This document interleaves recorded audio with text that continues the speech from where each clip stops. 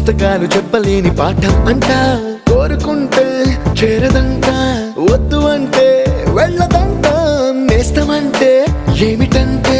కన్నవాళ్ళు ఇవ్వలేని ఆస్తేనంట ఇస్తూ నీకై ప్రాణం పంచిస్తూ తన అభిమానం నీలో ప్రతి ఒంటరి తరుణం చెరిపేస్తూ ఎన్నో వేల కథలు ఇంకో కథ మొదలు